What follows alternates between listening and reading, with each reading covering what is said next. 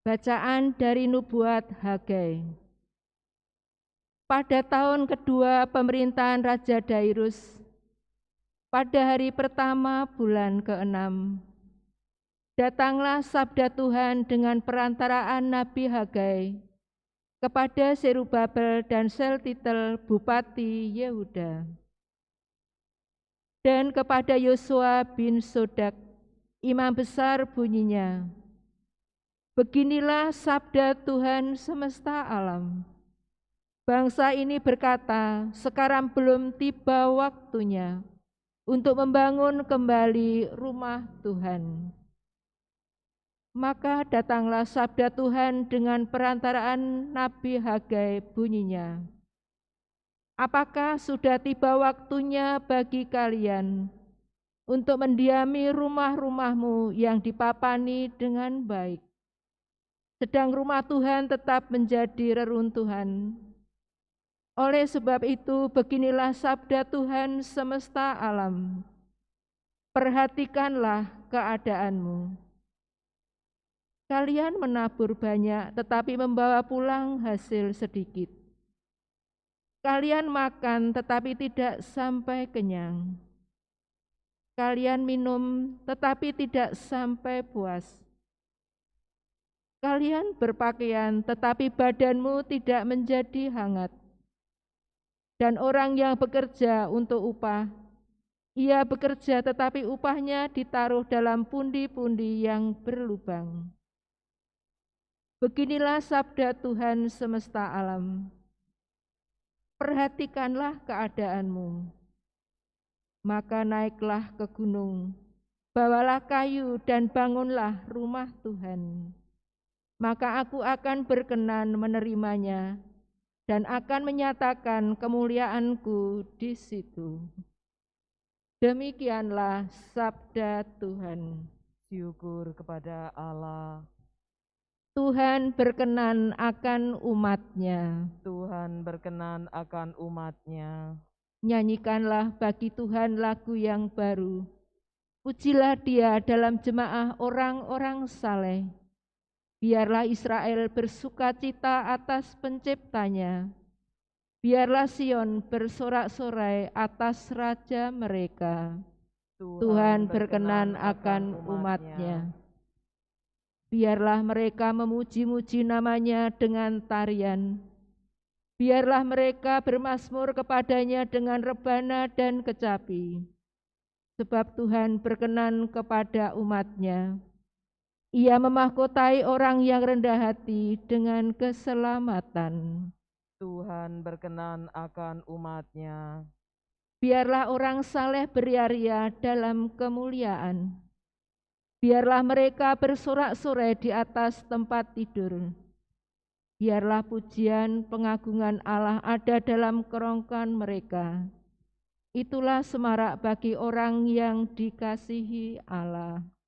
Tuhan berkenan akan umat-Nya. Haleluya, haleluya, haleluya, haleluya, haleluya, haleluya. Haleluya,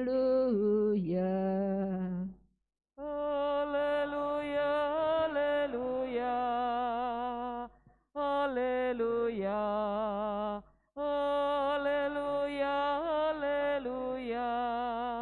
haleluya, haleluya. Akulah jalan kebenaran dan hidup. Hanya melalui aku orang sampai kepada Bapa. Haleluya, haleluya, haleluya, haleluya, haleluya, haleluya. Tuhan bersamamu. Dan bersama rohmu. Inilah Injil suci menurut Lukas. Dimuliakanlah Tuhan.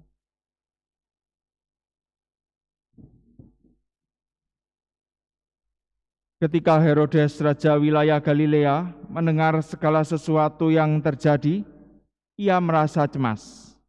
Sebab ada orang yang mengatakan bahwa Yohanes telah bangkit dari antara orang mati.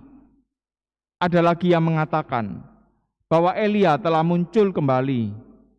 Dan ada pula yang mengatakan bahwa seorang dari nabi-nabi zaman dahulu telah bangkit. Tetapi Herodes berkata, Yohanes kan telah kupenggal kepalanya. Siapa gerangan dia ini yang kabarnya melakukan hal-hal besar itu? Lalu ia berusaha untuk dapat bertemu dengan Yesus. Demikianlah sabda Tuhan. Terpujilah Kristus. Ketika Herodes mendengar segala sesuatu yang terjadi, ia merasa cemas. Sebab ada orang yang mengatakan bahwa Yohanes telah bangkit dari antara orang mati. Saudara-saudari yang terkasih dalam Kristus, orang yang ambisius hidupnya, orang yang hatinya jahat, dan ketika kita berdosa dan jauh dari Tuhan, akan mudah mengalami kecemasan dan ketakutan, seperti yang dialami oleh Herodes. Herodes cemas karena hatinya begitu jahat. Kalau sekarang kita mengalami hidup yang mudah cemas dan khawatir, mungkin kita juga perlu mencari tahu apa yang menjadi akar permasalahannya, sehingga hidup kita mudah cemas. Kecemasan dan kekhawatiran pasti membuat kita tidak damai, pasti membuat kita tidak dapat hidup dengan bahagia. Padahal kerinduan seluruh manusia adalah ingin hidup damai, ingin hidup sukacita dan bahagia. Kalau saya merenungkan apa yang bisa membuat orang bahagia, sebenarnya sederhana. Yang pertama adalah bersyukur atas anugerah yang telah Tuhan berikan, apapun itu, berapapun itu jumlahnya. Baik itu hal kecil maupun hal yang besar. Bersyukurlah atas anugerah yang telah Tuhan berikan. Kemudian yang kedua adalah lakukanlah yang terbaik. Hasilnya serahkan pada Tuhan, berserah pada Tuhan. Itu akan membantu kita mengurangi kecemasan dan ketakutan. Yang ketiga adalah hidup dalam kekudusan dan kesucian. Yang keempat, supaya kita bisa hidup bahagia, damai adalah bersikap murah hatilah kepada sesama.